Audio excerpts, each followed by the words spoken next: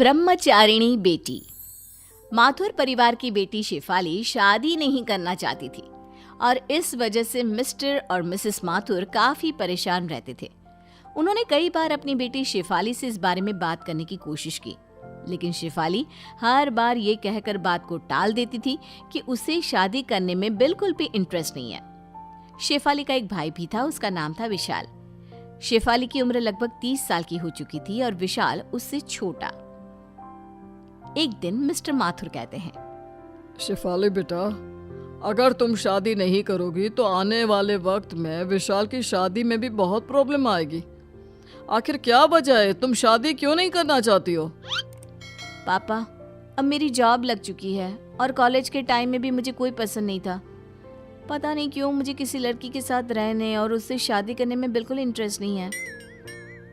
लेकिन बेटा, इस तरह अकेले जिंदगी तो नहीं कटती। तुम्हें अपने बारे में कुछ सोचना चाहिए। नहीं मम्मी, मैं अपनी जिंदगी में बहुत खुश हूँ। ये शादी, बच्चे, किसी के साथ जिंदगी भर रहना, ये सब मुझे अच्छा नहीं लगता। लेकिन बेटा, विशाल की भी शादी की उम्र हो चुकी है, हमें उसके बारे में भी तो सोचना पड़ेगा ना। हाँ, तो विशाल की शादी करने में क्या प्रॉब्लम है पापा? मुझे शादी नहीं करनी है, ये मेरा डिसीजन है। विशाल शादी कर सकता है। कुछ दिनों के बाद मिस्टर और मिसेस माथुर विशाल की शादी वर्षा नाम की एक लड़की के साथ कर देते हैं और वर्षा माथुर परिवार के साथ रहने लगती है। एक दिन वर्षा और विशाल जब अपने कमरे में बातें कर रहे थे। जानती हो वर्षा, मैं तुमसे बहुत प्यार करता हूँ। I love you. मैं भी तुमसे बहुत प्यार करती हूँ और हमेशा तुम्हारे पास रहना चाहती हूँ विशाल। चलो, इसी बात पर अब जल्दी से मेरे पास आ जाओ। तभी अचानक से शेफाली वहां पर आ जाती है। क्या हो रहा है? हाँ, तुम लोगों को शर्म नहीं आती? दिन दहाड़े रोमांस करने में लगे हुए हो। मम्मी पापा भी घर पर ही है। लेकिन शेफाली दीदी, हम तो अपने कमरे में हैं, किसी के सामने थोड़ी ना कुछ कर रहे हैं। बेशर्मी की भी हद होती है। आजकल की लड़कियों को तो बस लड़कों से चिपकने का बहाना चाहिए। मुझे देखो, आज तक किसी लड़के को छुआ तक नहीं है। मैं हाथ तक नहीं मिलाती किसी लड़के से। पूरी ब्रह्मचारी हूँ। लेकिन दीदी, मेरी और वर्षा की शादी हुई है, वो मेरी पत्नी है, और अगर वो मेरे पास आती है तो इसमें कुछ गलत नहीं है। अच्छा ठीक है ठीक है, मुझे ज्यादा लेक्चर मत दो। तुम्हें बाहर मम्मी बुला रही थी, यही कहने आई थी। विशाल और वर्षा शेफाली के साथ कमरे से बाहर आते हैं। विशाल बेटा, बहुत दिन हो गए हम पूरी फैमिली के साथ कहीं आउटिंग पर नहीं गए। हाँ विशाल बेटा, और इसलिए तुम्हारे पापा कह रहे थे कि सब लोग साथ में मूवी देखने चलते हैं। बहुत अच्छा प्लान है मम्मी। मैं भी वर्षा से यही कह रहा था कि कहीं घूमने जाने का प्रोग्राम बनाते हैं। ठीक है मम्मी जी, हम लोग टिकट बुक करवा लेते हैं आज शाम की ही, और सब साथ में चलते हैं। शाम को सब लोग मूवी देखने के लिए थिएटर पहुंचते हैं। वर्षा और विशाल एक दूसरे के पास वाली सीट पर जैसे ही बैठने की कोशिश करते हैं। हटो तुम दोनों यहाँ से, यहाँ तुम दोनों के बीच वाली सीट पर मैं बैठूंगी। अरे शेफाली, ये क्या कर रही हो? उनकी नई नई शादी हुई है, उन्हें साथ में बैठने दो। हाँ बेटा, वो दोनों मियाँ बीवी है, तुम उनके बीच में बैठकर क्या करोगी? अरे मम्मी, थोड़ी देर इनका दूर रहना जरूरी है, बैठने दीजिए ना मुझे। और जिद करके शेफाली वर्षा और विशाल के बीच में बैठ जाती है। ये बात वर्षा और विशाल दोनों को ही अच्छी नहीं लगती। कुछ दिनों के बाद, वर्षा जरा इधर आओ मेरे पास, तुमसे कुछ जरूरी बात करनी थी। बताइए दीदी, क्या हुआ? कुछ काम था क्या आपको? देखो वर्षा, मैं चाहती हूँ कि कुछ दिन तुम मेरे साथ मेरे कमरे में सोया करो। लेकिन दीदी, वर्षा आपके कमरे में सोकर क्या करेगी?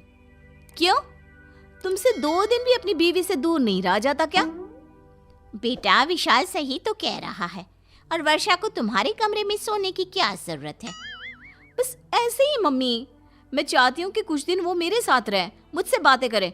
अगर 1-2 दिन मेरे कमरे में सो लेगी तो क्या बिगड़ जाएगा?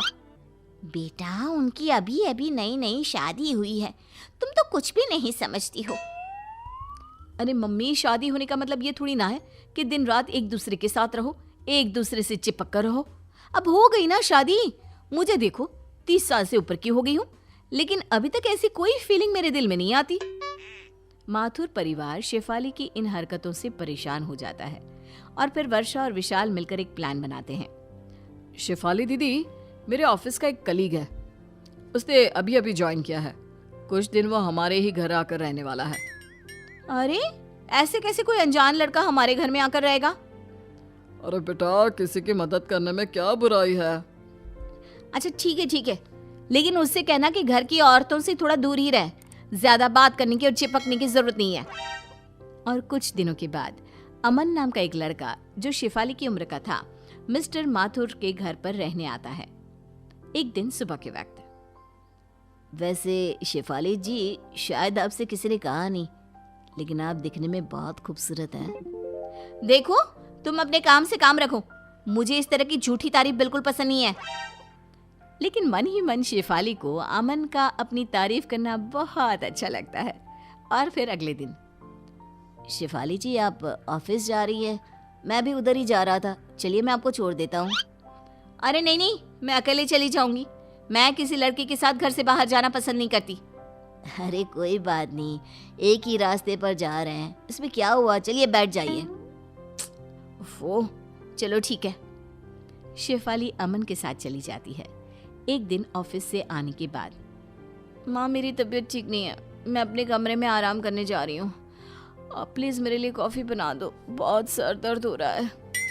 बेटा, मुझे तो अपनी किटी पार्टी में जाना है, बहुत ज़रूरी है, और तेरे पापा भी अपने दोस्तों से मिलने के लिए गए हुए हैं। कोई बात नहीं माँ, वर्षा से कह दो वो मेरे लिए कॉफी बना देगी। वर्षा शॉपिंग पर गई है विशाल के साथ, बेटा तुम खुद बना लो ना। इतना कहकर मिसेस माथुर वहां से चली जाती हैं। वर्षा के सर में जरा सा दर्द होता है तो विशाल कैसे लपक कर उसके लिए दवाई लेकर आता है, उसके लिए चाय बनाता है। यहाँ मेरे लिए कोई भी नहीं है। तभी वहां पर अमन आता है। किसने कहा आपके लिए कोई नहीं है? आप आराम करिए, मैं अभी आपके लिए कॉफी और आपकी दवाई दोनों लेकर आता हूँ। Thank you so much. थोड़ी देर बाद अमन शेफाली को दवाई देता है और अपने हाथों की बनी कॉफी भी पिलाता है। वैसे शेफाली जी, आप गलत सोचती है। देखिए, लड़के उतने बुरे भी नहीं होते, और अगर जिंदगी में एक लाइफ पार्टनर हो तो जिंदगी आसान हो जाती है। ठीक कहते हो, तुम्हारे आने के बाद मुझे भी ऐसा ही लगने लगा है। लगता है मुझे भी अब अपनी जिंदगी के बारे में कुछ सोचना चाहिए। अगर आप बुरा न माने तो एक बात कहूँ, मैं आपके साथ पूरी जिंदगी बिताने को तैयार हूँ। अमन की बात सुनकर शेफाली खुश हो जाती है और रात को जब मिस्टर और मिसेस माथुर घर आते हैं, माँ पापा, मुझे आपसे एक जरूरी बात करनी थी। शेफाली दीदी, हम सब जानते हैं आपको क्या बात करनी है। आप अमन के साथ शादी करना चाहती हैं ना? अरे लेकिन आप लोगों को ये बात कैसे पता? क्योंकि ये हमारा ही प्लान था। और मैं तो अमन को पहले से ही जानती हूँ। क्या ये सब आपने जानबूझकर किया? तो क्या करते बेटा, जिंदगी भर अपनी बेटी को ब्रह्मचारिणी बेटी तो नहीं रहने देते ना। देखो बेटा, शादी करना और खुश रहना कोई बुरी बात नहीं है।